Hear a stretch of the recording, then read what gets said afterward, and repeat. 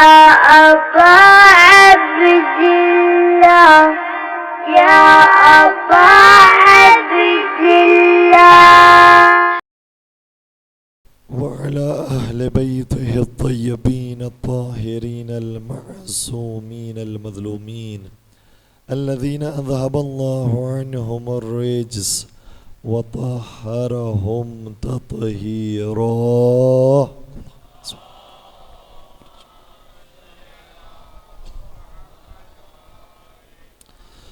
ولعنة الله على أعدائهم أجمعين. أما بعد فقد قال الله تبارك وتعالى في محكم كتابه المجيد وفرقانه الحميد. بسم الله الرحمن الرحيم. ويؤثرون على أنفسهم ولو كان بهم خصاصة ومن يوق شح نفسه فأولئك هم المفلحون. درود پڑھ دیجئے محمد وآلہ.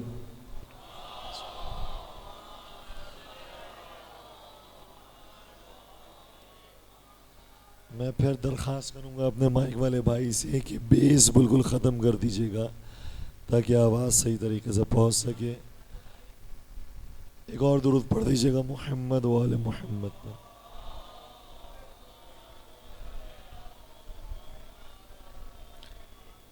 اگر آپ میں سے کوئی مائک کی چیزوں کو جانتا ہو تو پلیز بیس ختم کروا دیجئے گا. بیس بالکل ہٹا دیجئے گا.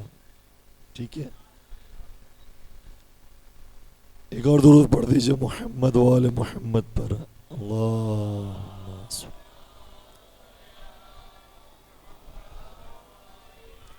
ایکو بھی ختم کر دیجئے اور بیس بھی ختم کر دیجئے. مولا آپ کو سلامت رکھے. ایک اور درود پڑھ دیجئے محمد وآل.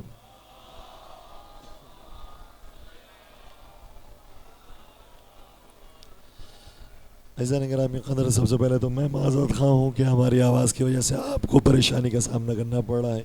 انشاءاللہ آپ دعا فرمائیے گا کہ پروردگار ہمیں بھی اور تمام مریضوں کو شفا کامل اور عاجلہ نصیب فرمائے. پھر میں ریکویسٹ کروں گا بیس بالکل ہٹا دیجئے، ہر چیز بند کر دیجئے، صرف آواز کی والیوم کو بڑھا دیجئے گا. اگر آپ میں سے کوئی جانتا ہو مائک کے مسائل کو تو تھوڑا سا ہیلپ کر دیجئے گا. ایک اور درود پڑھ دیجئے محمد وآلہ.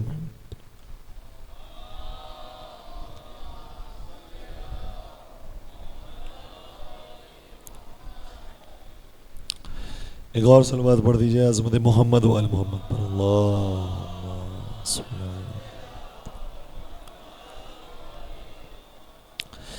ایسا نہیں کہ ہم نے قدر. اب ہم اپنی بات کو شروع کرتے ہیں. بہرحال مائک کے مسائل شاید چلتے رہیں گے. گفتگو ہماری اس موضوع پر ہے کہ محمد وآل محمد علیہ السلام وہ ہیں کہ جن کا لطف اور ان کا کرم بے پناہ ہے. انسان تصور نہیں کر سکتا کہ کتنے وہ کریم ہیں. آیت اللہ بہجت کا نام آپ نے یقیناً سنا ہوگا. بہت بڑے مجتہد بھی ہیں، بہت بڑے عارف بھی ہیں. ان کے ایک ہم کلاسی ہم درسی تھے جن کا نام تھا آیت اللہ فہری. ایک مرتبہ وہ آغا بہجت کے پاس آئے اور سوال کیا کہ آپ کو جو اتنے مقامات ملے ہوئے ہیں، آپ کو جو اتنے درجات ملے ہوئے ہیں، ان میں سے کوئی چیز مجھے بھی عنایت فرمائیے. تو آغا بہجت نے کہا کہ جب میں مشہد گیا تھا تو میں نے مولا رضا کی زیارت کی. انہوں نے یہ نہیں کہا کہ میں نے زری کی زیارت کی، کہ میں نے مولا رضا کی زیارت کی. اور مولا رضا نے مجھے 10 چیزیں عنایت کی. ان 10 میں سے ایک چیز تمہیں میں عطا کرنا چاہتا ہوں. وہ ایک چیز یہ ہے کہ مولا رضا نے فرمایا مگر می شود کسی از ما پناہ بگیرت و ما بیش پناہ ندیم. مولا رضا نے شاہ فرمایا کیا ایسا ممکن ہے کہ کوئی ہم سے پناہ لے اور ہم اسے پناہ نہ دیں؟ کوئی بھی آ کر ہم سے پناہ لے گا ہم اسے یقیناً پناہ دیں گے. مولا رضا کا دروازہ کھلا ہوا ہے. اہل بیت کا دروازہ بہت وسیع ہے اور دیکھیں قرآن کریم کی جو آیت ہم پڑھتے رہتے ہیں کہ قُل لَا أَسْأَلُكُمْ عَلَيْهِ أَجْرًا إِلَّا الْمَوَدَّةَ فِي الْقُرْبَى، کہ تم سے کچھ نہیں مانگا جا رہا اجر رسالت میں مگر یہ کہ قربا کی مودت اختیار کرو. صرف ایک چیز کا تقاضا کیا جا رہا ہے، قربا کی مودت اختیار کرو. یہ چیز بہت زیادہ لطیف ہے، توجہ رکھیے گا. ایک مثال میں دینا چاہتا ہوں. جب بچے اسکول جاتے ہیں تو کچھ ایسے بچے ہوتے ہیں جو زیادہ پڑھے لکھے ہوتے ہیں، وہ زیادہ علم حاصل کرتے ہیں، ٹھیک ہے. کچھ ایسے بچے ہوتے ہیں کہ جن کو پاکٹ منی زیادہ دی جاتی ہے، زیادہ پیسے ان کو مل جاتے ہیں، ٹھیک ہے. کچھ ایسے بچے ہوتے ہیں کہ جن کے ماں باپ امیر ہوتے ہیں، ٹھیک ہے. کچھ ایسے بچے ہوتے ہیں جو غریب ہوتے ہیں، ان کے ماں باپ بھی غریب ہوتے ہیں. کچھ ایسے ہوتے ہیں کہ جو بڑے کسی افسر کے صاحب منصب کے بیٹے ہوتے ہیں. کچھ ایسے ہوتے ہیں جو معمولی انسان ہوتے ہیں، ٹھیک ہے.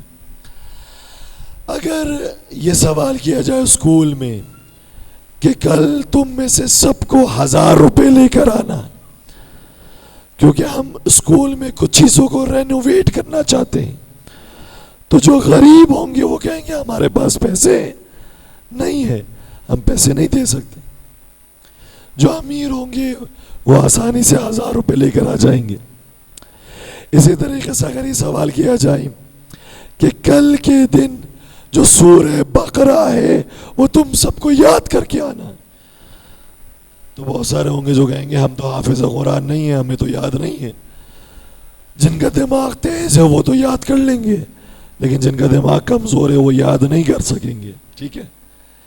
تو خدا نے کسی کو حافظہ قوی دیا ہے، کسی کو مال و دولت زیادہ دیا ہے، کسی کو صاحب منصب بنایا ہے، کسی کو افسری دی ہے. ہر انسان کو پروردگار نے منفرد بنایا ہے، ہر انسان کو یونیک بنایا ہے.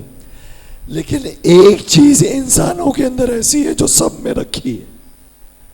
وہ کیا چیز ہے؟ وہ ہے محبت.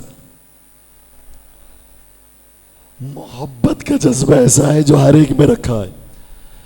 جو غریب ہے وہ یہ تو کہہ سکتا ہے کہ میں غریب ہوں، اپنے بچوں کو پاکٹ منی نہیں دے سکتا، لیکن وہ یہ نہیں کہہ سکتا کہ میں غریب ہوں اس لیے اپنے بچوں سے محبت نہیں کر سکتا.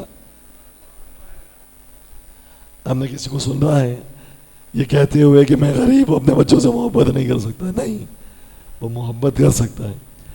انسان جاہل بھی ہو تو جاہل ہونے کے باوجود وہ یہ نہیں کہہ سکتا کہ میں جاہل ہوں، مجھے اپنے بچوں سے محبت کرنے نہیں آتا. محبت وہ جاہل بھی اپنے بچوں سے کر سکتا ہے. تو محبت ایسا جذبہ ہے جو امیر میں بھی رکھا ہے، غریب میں بھی رکھا ہے، عالم میں بھی رکھا ہے، جاہل میں بھی رکھا ہے، صاحب منصب میں بھی رکھا ہے، عام عوام میں بھی رکھا ہے. محبت خدا نے برابر سے لوگوں میں تقسیم کی. تو جو چیز خدا نے برابر سے تقسیم کی تھی وہی اجر رسالت میں مانگ لی.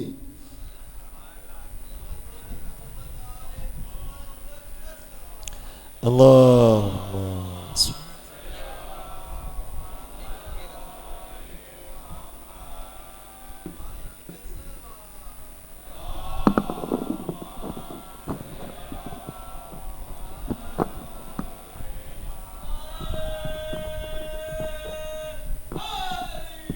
یا علی. ایک اور درود پڑھ دیجیے محمد و آل محمد پر.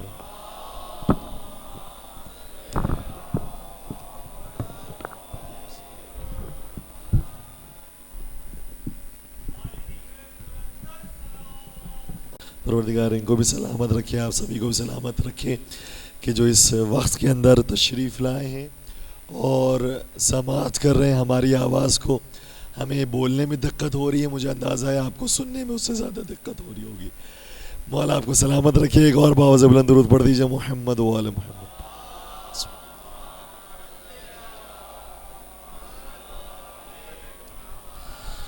تو محبت اہل بیت کو پروردگار نے اجر رسالت میں طلب کیا. یہ نہیں فرمایا جو نمازیں زیادہ پڑھے گا وہ اجر رسالت ادا کرے گا، یہ نہیں فرمایا جو روزے زیادہ رکھے گا وہ اجر رسالت ادا کرے گا، یہ نہیں فرمایا جس کی داڑیاں لمبی ہوں گی وہ اجر رسالت کو ادا کرے گا. یہ نہیں فرمایا جس کے حجاب مکمل ہوں گے وہ اجر رسالت کو ادا کرے گا. حد تو یہ ہو گئی کہ اجر رسالت میں خدا نے اپنی محبت نہیں مانگی، اہل بیت کی محبت کو مانگا. جو محمد والے محمد سے محبت رکھے گا وہ اجر رسالت کو ادا کرنے والا ہوگا. اتنی اہمیت ہے. چڑھے امام جعفر صادق علیہ السلام کی خدمت.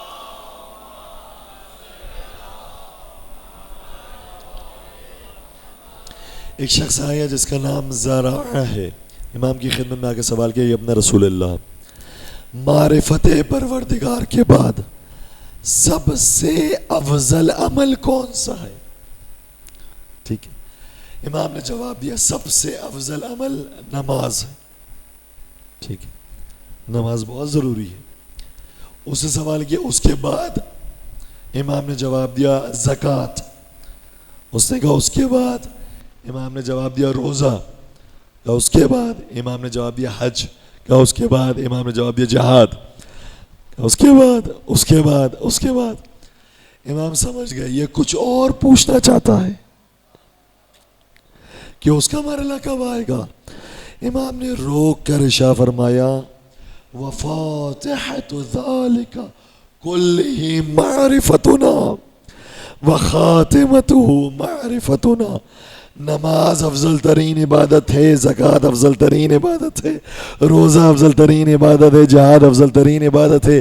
لیکن یہ عبادتیں اس وقت افضل بنیں گی جب اس کا آغاز بھی ہماری محبت کے ساتھ ہو، اس کا اختتام بھی ہماری محبت کے ساتھ. محبت اہل بیت سب سے افضل عمل ہے. محبت اہل بیت سے بڑھ کر کوئی چیز نہیں ہے. انسان کی نمازوں کے اندر کوتاہی ہو سکتی ہے، لیکن اگر محبت ولی خدا میں کوتاہی ہو گئی تو سارا عمل برباد. مجھے بتائیے شیطان کیا نمازی نہیں تھا؟ اتنا بڑا نمازی تھا کہ ملائکہ اس کے پیچھے آتے تھے. شیطان نمازی ہے، عبادت گزار ہے، روزے دار ہے، سارے اعمال کو انجام دینے والا ہے، بہت دعائیں مانگنے والا ہے. لیکن جب اس کو کہا گیا کہ اس حجت خدا کے سامنے سجدہ کرو تو صرف ایک سجدے سے اس نے انکار کیا تھا، اور یہ کہہ کر انکار کیا کہ میں آدم کو سجدہ نہیں کر سکتا، ساری زندگی تجھے سجدہ کرتا رہا. تو پروردگار نے شاہ فرمایا وہ عبادت جو تو اپنی مرضی سے کرنا چاہتا ہے مجھے وہ نہیں چاہیے، مجھے وہ عبادت چاہیے جو میری مرضی کے مطابق. تو اگر کوئی شخص ساری زندگی نمازیں پڑھتا رہے، عبادتیں کرتا رہے، لیکن جو چیز خدا نے اجر رسالت میں مانگی ہے وہ ادا نہ کرے تو ساری نمازیں بھی. اب سمجھ میں آیا کہ اجر رسالت کی اہمیت کس قدر زیادہ ہے، مودت اہل بیت کتنی ضروری ہے. اور ایک اور جملہ چھڑے امام جعفر صادق علیہ السلام کو بیان کرتا.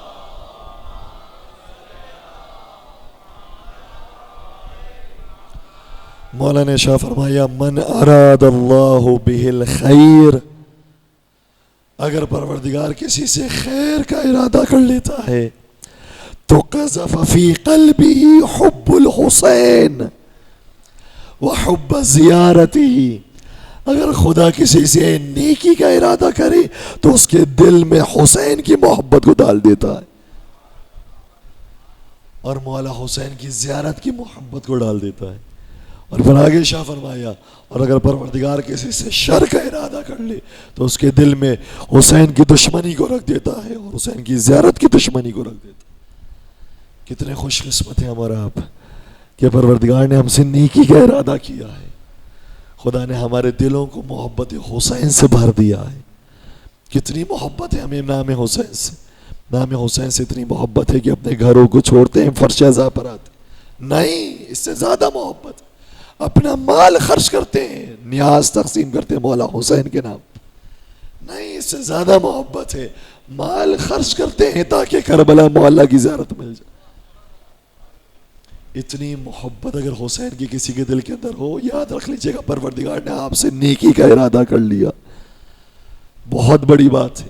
کسی نے کیا خوب کہا تھا کہ علی کی بزم کا کچھ ایسا انتظام کریں. تھوڑا سا ساتھ دیجیے گا, میرے لیے آواز نکالنا مشکل ہے لیکن آپ کے لیے مشکل نہیں. علی کی بزم کا کچھ ایسا انتظام کریں, فرشتے آ کر زمین پر ہمیں سلام کریں. فرشتے آ کر زمین پر ہمیں سلام کریں, فرشتے آ کر زمین پر ہمیں سلام کریں. یہ آرزو ہے کہ یوں زندگی تمام کریں, نجف میں صبح کریں, کربلا میں شام کریں.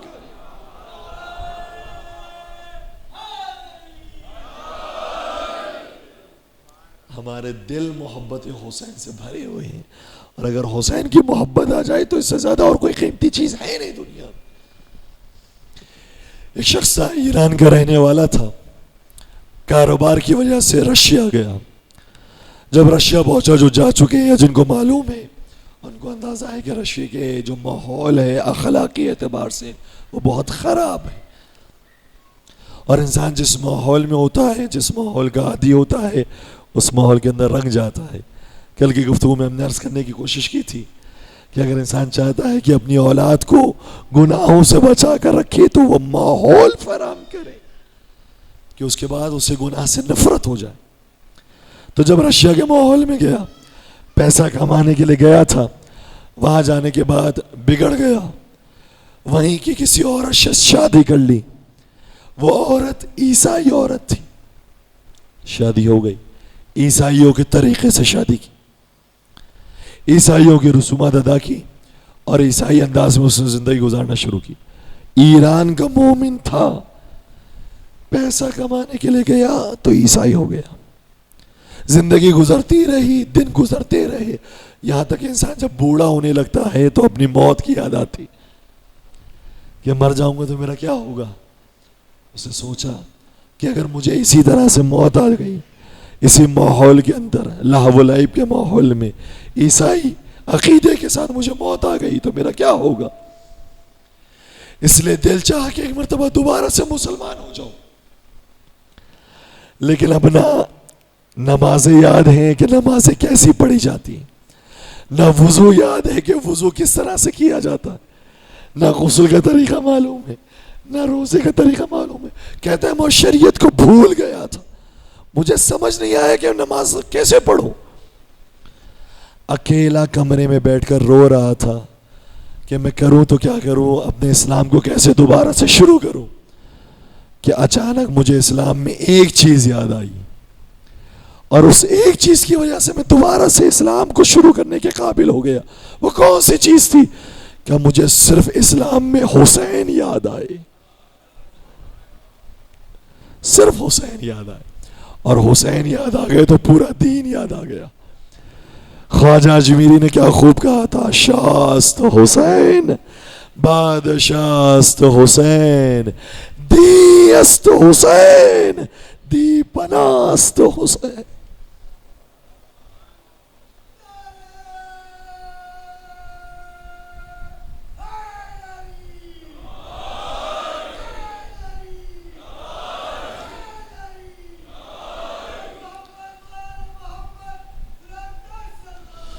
اللہم صلی علی محمد. اگر کوئی مولا حسین سے قریب آ جائے پورے دین سے قریب آ جاتا. کہتا مجھے حسین کی قربانی یاد آئی, اکیلے کمرے میں بیٹھا ہوا مولا حسین کو یاد کر رہا تھا, رو رہا تھا. حسین نے اپنا وطن چھوڑا تھا, میں نے بھی اپنا وطن چھوڑا. حسین نے اپنی اولاد دے دی, میں نے کیا دیا ہے؟ میں نے نہ گردن کٹائی ہے, نہ میں بھوکا رہا ہوں, نہ پیاسا رہا ہوں. حسین نے اپنی بہنوں کی چادریں دے دی. ساری چیزیں یاد آئی, رونے لگا. اکیلا بیٹھ کر جب رو رہا تھا, اچانک سے بیوی نے دروازہ کھول لیا. دروازہ کھول کے جیسے اندر گئی, دیکھا کہ شوہر رو رہا ہے. سوال کیا کیوں رو رہے ہو, کیا کاروبار میں نقصان ہو گیا, کسی دوست نے کچھ کہہ دیا, کسی سے کچھ بات خراب ہو گئی ہے؟ کہا نہیں, میرا دل چاہتا ہے میں دوبارہ مسلمان ہو جاؤں, میرا دل چاہتا ہے میں دوبارہ شیعہ ہو جاؤں, لیکن مجھے سمجھ میں نہیں آ رہا تھا کہ میں کیسے مسلمان ہوں. مجھے اچانک سے اسلام کے ایک بہت عظیم شہید حسین ابن علی یاد آ گئے. پھر اپنے اپنی بیوی کو بتانا شروع کیا تمہیں معلوم ہے حسین کون ہے؟ ہمارے رسول کے نواسے. رسول کے چلے جانے کے بعد دین کتنا بگڑ گیا تھا. حسین نے اس دین کو زندہ کیا ہے اپنے خون کے ذریعے, اپنے پیاس کے ذریعے, اپنے بچوں کے ذریعے, اپنی بہنوں کے ذریعے. کہ میں نے بیان کیا حسین کی کہانی کو, یہ کہانی سن کر رونے لگی. میں بھی رو رہا تھا, بیوی بھی رو رہی تھی. بیوی کہتی ہے اگر یہ تیرا مولا اور آقا ہے تو میں بھی تیرے مولا اور آقا پر ایمان لے کر آتی ہوں. وہ بھی شیعہ ہو گئی, میں بھی شیعہ ہو گئی. ہم دونوں نے صحیح طریقے سے پھر نمازیں پڑھنا شروع کی, صحیح طریقے سے دینداری اپنانا شروع کی, لیکن گھر والوں کو نہیں بتایا تھا کہ ہم لوگ مسلمان ہو گئے. سسرال کا پریشر بہت زیادہ تھا, وہ بہت پرانے خیالات کے آرتھوڈاکس عیسائی تھے, اس لیے ہم نے ان کو نہیں بتایا تھا. وہ یہی سمجھ رہے تھے کہ ہم عیسائی ہیں, یہاں تک کہ کچھ دنوں کے بعد ہم نے یہ ارادہ کیا کہ ہم دونوں رشیا کو چھوڑ کر کربلا جائیں گے, اپنا سارا مال بھی کربلا لے کر جائیں گے. ہم دونوں نے ٹکٹ کروا لی تھی, پکا ارادہ کر لیا تھا. یہاں تک کہ اچانک فلائٹ سے پہلے میری بیوی کی طبیعت خراب ہو گئی, اور اتنی خراب ہوئی, اتنی بگڑ گئی کہ اسے موت آ گئی. میری بیوی نے مرتے مرتے مجھے کہا تھا کہ مجھے مسلمانوں کے طریقے سے دفنانا, مگر میں دفنا نہیں سکا کیونکہ اس کے ماں باپ کا سسرال کا پریشر اتنا زیادہ تھا کہ مجبور ہوا کہ عیسائیوں کے قبرستان میں دفناؤں. میں روتا رہا, اس کے لیے دعا کرتا رہا. پھر میں نے ارادہ یہ کیا کہ میں اگر وہ نہیں جا سکی تو میں خود اکیلے کربلا چلا جاؤں گا. کہتا ہے میں نے سارا ساز و سامان لے کر میں کربلا پہنچ گیا. کربلا میں جو وہاں کے سب سے بڑے عالم اور مجتہد تھے, ان کو اپنے سارے پیسے لا کر پیش کیے. کہ یہ تم مجھے کیوں دے رہے ہو؟ کہ اس لیے کیونکہ حسین نے مجھے تبدیل کیا ہے, میں سارا پیسہ مولا حسین کو دینا چاہتا ہوں. آپ کی مرضی ہے, آپ جہاں دینا چاہیں اس پیسے کو دے دیں. کہ یہ پیسے دے کر جب میں باہر نکلا تو مجھے حرم امام حسین کے خادم نے روکا اور روک کر کہا کل تیری بیوی اس قبرستان میں لا کر دفنائی گئی ہے. اس نے کہا ایسا ہو نہیں سکتا, میری بیوی کا انتقال ہوا ہے, میں نے اس کو رشیا میں دفنایا ہے. کہ تیری بیوی کا نام فلاں بنت فلاں نہیں ہے؟ کہا ہاں میری بیوی کا نام یہی ہے. تو کہا میں نے اسی کو دفنایا ہے. میں گیا قبرستان, اور قبرستان میں جا کر ایک قبر دیکھی جہاں میری بیوی کی تختی لگی تھی. میں نے کہا ایسا ہو نہیں سکتا. کہا میرے مولا نے خود خواب میں آ کر بتایا تھا, ایک ہماری کنیز ہے جو ہم سے بہت دور دفنائی گئی ہے, لیکن اس کی تمنا یہ تھی کہ وہ کربلا میں ہماری زیارت پر آتی. لہٰذا اس کے لیے جگہ مخصوص کرو, اور اس کی ہم نے یہاں پر تختی لگائی ہے, یہ تیری بیوی کی قبر ہے. عزیزو, مولا حسین کہاں سے کہاں لے کر آتے ہیں. اگر انسان حسین کا ہو جائے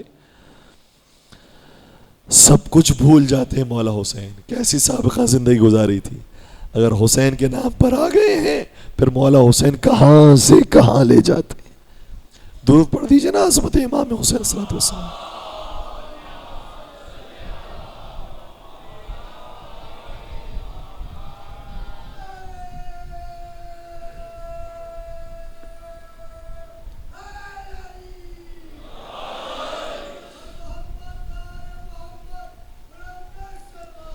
اللہم صلی علی محمد وعلی.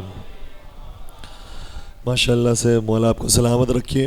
دیکھیں میرے لیے تھوڑا سا بولنا مشکل ہے, تو آج آپ کو بولنا ہے اور آج آپ کو ساتھ دینا انشاءاللہ. چڑھے سرکار حضرت امام جعفر صادق علیہ الصلوۃ والسلام بیان فرماتے ہیں,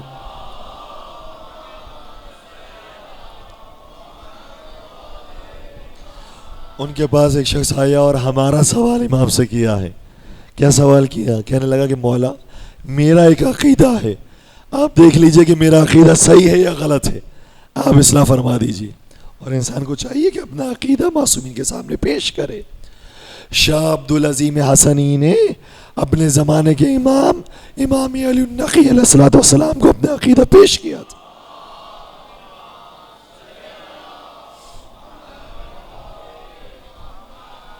امام نے فرمایا تھا کہ تیرا عقیدہ بالکل ٹھیک ہے. یہ شخص بھی آیا اور اسے سوال کیا، کہنے لگا کہ مولا میرا عقیدہ یہ ہے کہ میں آپ 12 اماموں کو مانتا تو ہوں، لیکن آپ 12 میں سے جس سے سب سے زیادہ محبت ہے وہ مجھے مولا حسین سے ہے۔ مولا کیا میرا عقیدہ صحیح ہے؟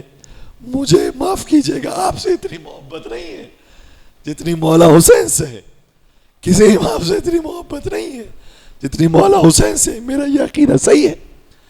ایک صاحب تھے میرے ساتھ، کربلا گئے تھے، کربلا کی زیارت کی۔ جب ہم مقام امام زمانہ پر پہنچے تو انہوں نے آ کر مجھ سے کہا کہ مولانا میں اپنے دل کی بات بتا رہا ہوں، جو میں نے روضہ امام حسین کی زیارت کی ہے نا، جیسی محبت مجھے مولا حسین سے نا، معاف کرنا، مجھے امام زمانہ سے ایسی محبت نہیں ہو پا رہی۔ آپ دعا کریں انشاءاللہ ہو جائے، لیکن مجھے نہیں ہے۔ کیا یہ میرا عقیدہ صحیح ہے یا صحیح نہیں ہے؟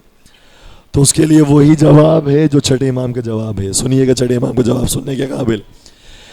امام نے یہ نہیں فرمایا کہ تیرا عقیدہ صحیح ہے، بلکہ یہ فرمایا جیسی تیری کیفیت ہے ویسی ہماری کیفیت بھی ہے۔ اگر تجھے بھی ہم میں سے صرف حسین سے سب سے زیادہ محبت ہے تو یاد رکھ ہمیں بھی ہم میں سے سب سے زیادہ حسین ہی سے محبت۔ اس لیے آپ دیکھیے گا جتنے فضائل کربلا کے بیان ہوئے اتنے کسی اور جگہ کے بیان نہیں ہوئے۔ کیا نجف میں مولا نہیں رہتے؟ کیا کاظمین میں نہیں رہتے؟ کیا سامرہ میں نہیں رہتے؟ کیا مشہد میں نہیں رہتے؟ کیا مدینہ میں نہیں رہتے؟ لیکن کربلا کی زیارت کی جو فضیلت، ہمارے ہر امام کو مولا حسین سے عقیدت۔ تو اگر اپنے ماتمیوں کو، مولائیوں کو مولا حسین سے محبت ہے تو یہ عقیدے کی خرابی نہیں ہے، یہ صحیح عقیدہ ہے۔ اور جو مولا حسین سے قریب آ گیا وہ پورے دین سے قریب آ گیا۔ مولا حسین اسے بہت طولانی سفر کرواتے ہیں، اور تھوڑا سا ہمیں اپنے معیار کو اس طرح سے بلند کرنا۔ ایک روایت کا جملہ یہ ہے جو آپ نے کئی مرتبہ سنا ہے، میں دوبارہ سے دوہرا رہا ہوں لیکن اس کی تفسیر آپ سنیے گا۔ چھٹے امام جعفر صادق علیہ الصلوۃ والسلام میں فرماتے ہیں،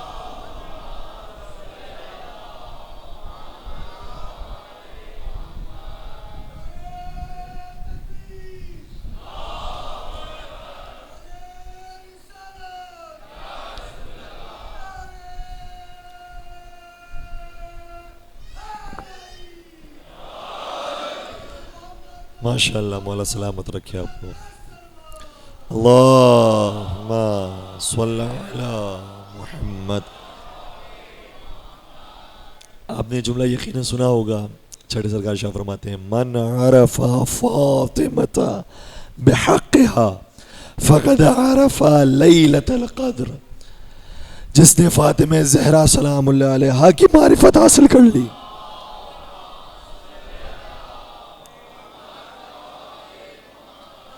اسے شب قدر نصیب ہو گئی۔ کیا مطلب ہے جملے کا؟ ایک اور روایت کے اندر مولا علی نے باقاعدہ اس کا مطلب سمجھایا ہے۔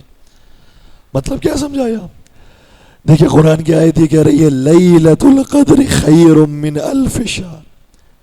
یہ ایک رات ایسی ہے جو 1000 مہینوں سے افضل ہے۔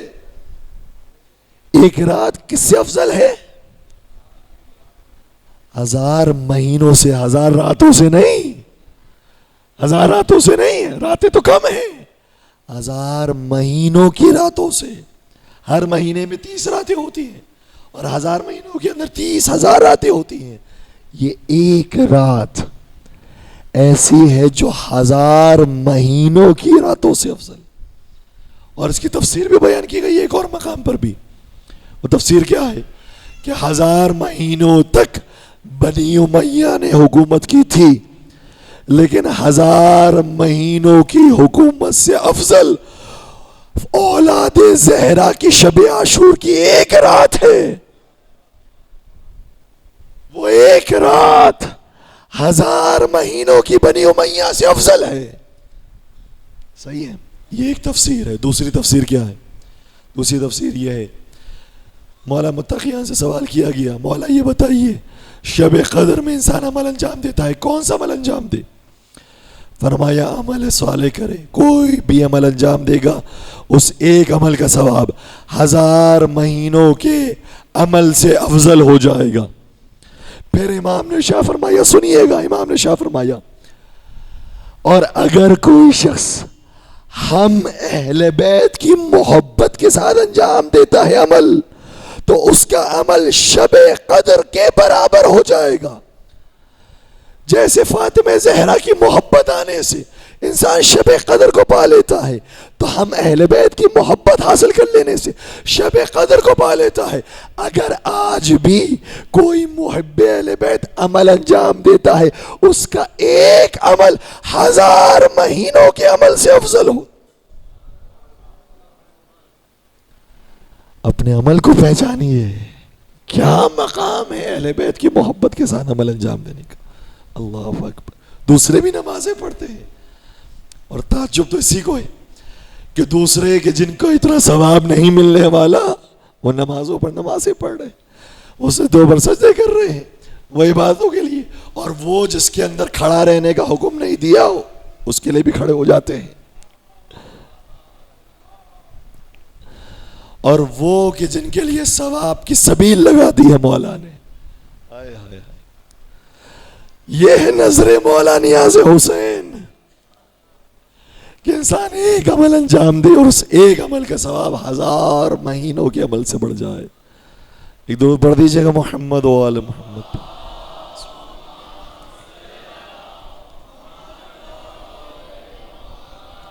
اور یہ نہ سمجھے گا کہ محبت اہل بیت حاصل کرنے کے بعد ہمیں تو بظاہر دوسرے مسلمانوں میں کوئی فرق نظر نہیں آتا، ہماری زندگیاں شاید زیادہ پریشانی کے اندر ہے، ان کی اتنی پریشانی کے اندر نہیں ہے، وہ بھی ایسی زندگی گزار رہے ہیں جیسے ہم گزارتے ہیں۔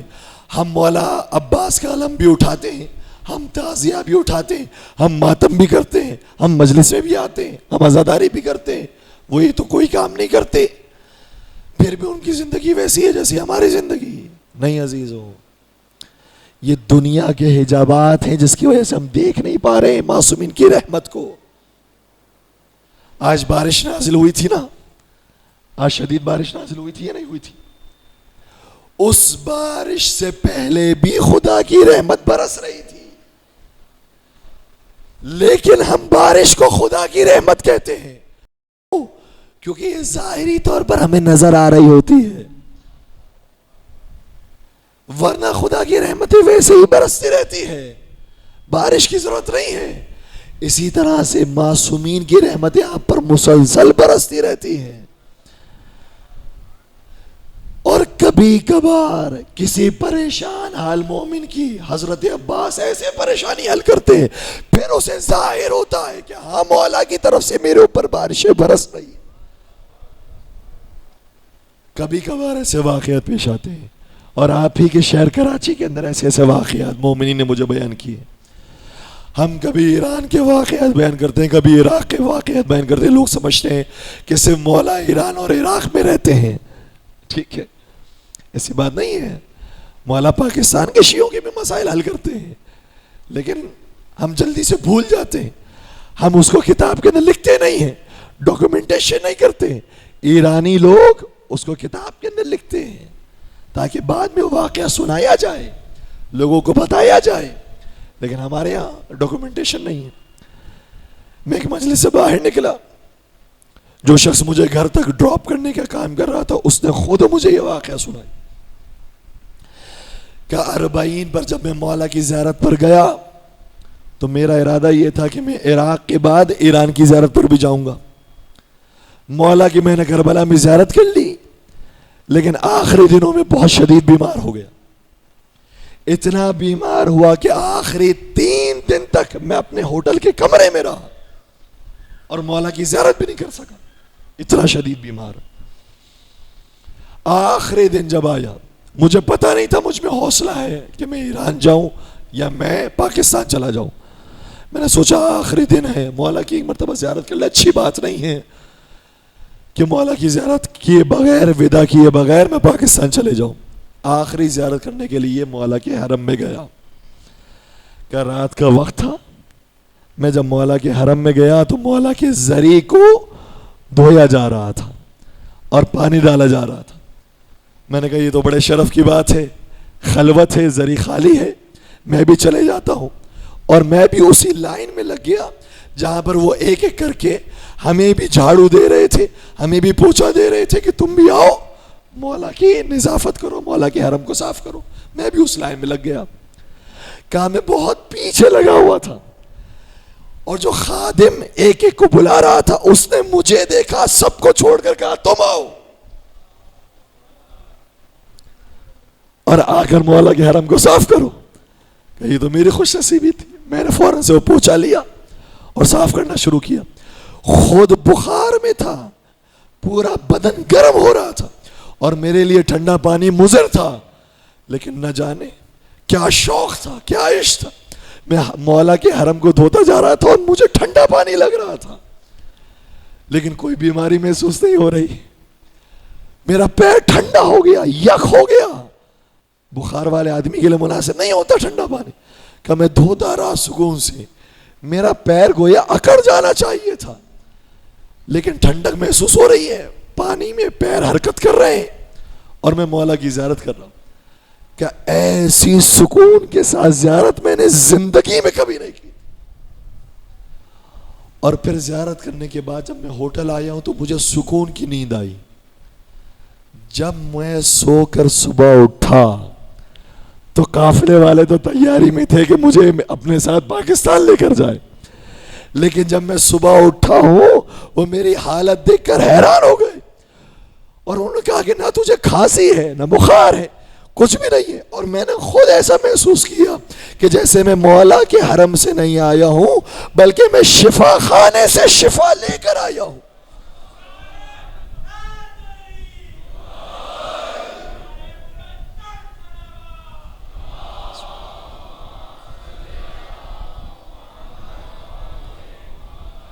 اور اس کے لٹرلی یہ جملے تھے.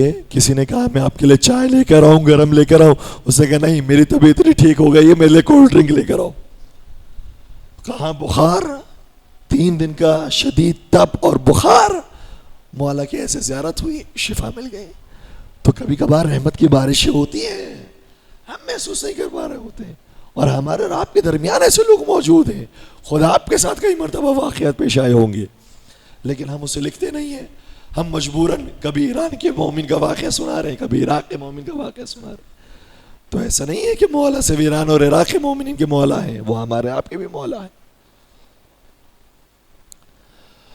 اور کتنے واقعات کتنے مومنین نے شیئر کیے, بلکہ میں تو کہوں گا کہ صرف مومنین کے ساتھ یہ واقعات پیش نہیں آتے, عیسائیوں کے ساتھ بھی مولا کے کرم کے واقعات ہیں, ہندوؤں کے ساتھ بھی مولا کا کرم ہے. جو اربعین کے اجتماع میں عیسائی صلیب لے کر آتے ہیں, ہندو اپنے لباس کے اندر آتے ہیں, یہودی اپنے لباس کے اندر آتے ہیں. وہ کیوں آتے ہیں؟ کیوں نہیں جاتے حضرت عیسیٰ کے مزار پر؟ کیوں نہیں جاتے ہیں حضرت موسیٰ کے مزار پر؟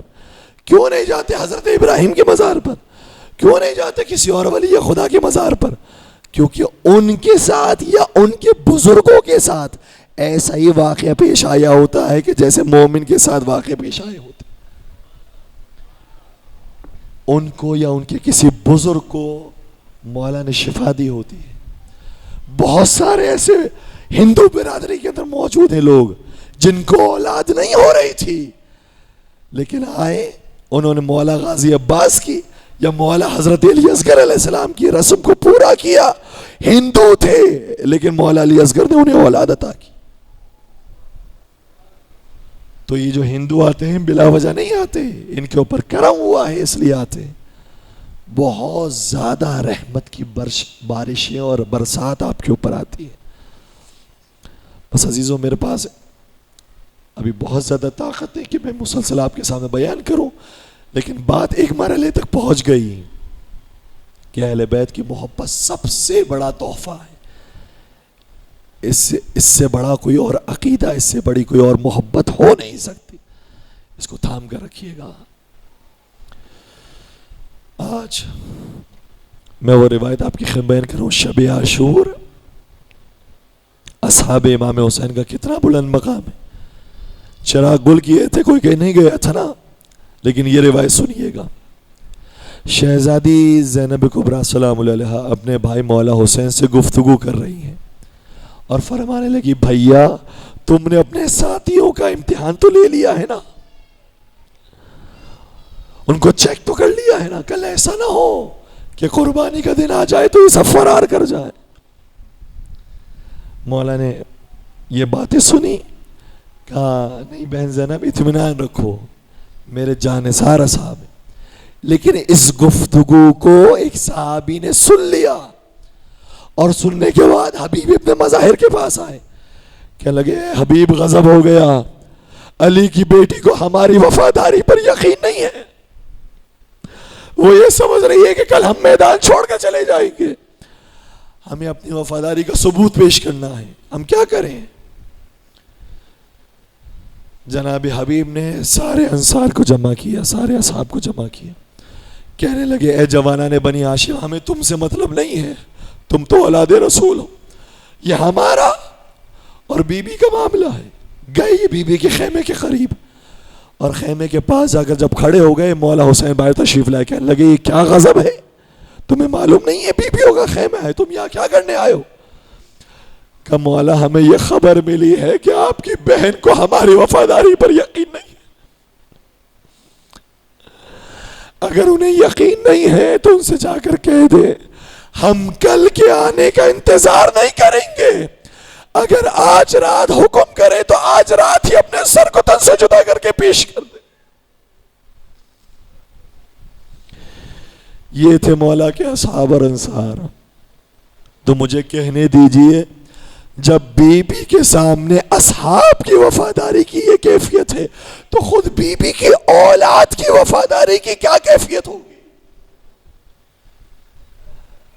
جب بی بی مولا کے اصحاب کے بارے میں پریشان ہے تو بی بی نے اپنی اولاد کی کیسی تربیت کی ہوگی. اے اون محمد کل جب قربانی کا دن آئے تو تمہیں سب سے پہلے جا کر قربانی پیش کرنی ہے. یہ ہے اون محمد, معمولی ہستیاں نہیں ہیں. عزاداروں میں منزلیں کم کر رہا ہوں. بس رات گزری, صبح عاشور آئی, اصحاب گئے انصار کے قربان ہونے کے لیے. میں انتظامیہ سے درخواست کروں گا تھوڑی سی روشنی کم کر دیجیے گا تاکہ لوگ کھل کر ماتم کر سکے, کھل کر گریہ کر سکے. صبح عاشور آ گئی, اصحاب اور انصار گئے قربان ہونے کے لیے. میں ریکویسٹ کروں گا انتظامیہ سے روشنی کو کم کر دیجیے گا تاکہ مصائب کا ماحول بن سکے. جب سب قربان ہو کر آ گئے یہ دو شہزادے اپنے مادر گرامی کے خیمے میں آئے. ماں نے جب اپنی اولاد کی شکل دیکھی سوال کیا اون محمد ابھی تک زندہ ہو. دونوں نے ننھے ہاتھ جوڑے اور کہنے لگے مادر گرامی ہم کیا کریں, ہم تو جاتے ماموں جان کے پاس, ماموں جانے کی اجازت نہیں دیتے.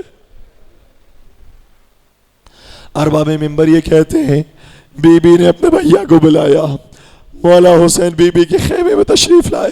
بی بی نے ایک سوال کیا بھیا تم اکثر یہ کہا کرتے تھے مجھ سے کچھ مانگو, مجھ سے کچھ طلب کرو, آج تمہاری بہن تم سے کچھ مانگنا چاہتی ہے.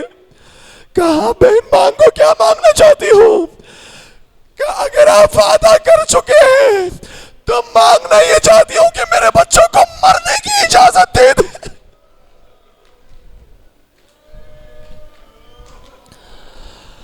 اپنی آوازوں کو اونچا رکھیے گا, یہ بچے وہ ہیں کہ جن پر ماں نے بھی ماتم نہیں کیا, کیونکہ ماں حسین اور عباس پر ماتم کرتی رہی.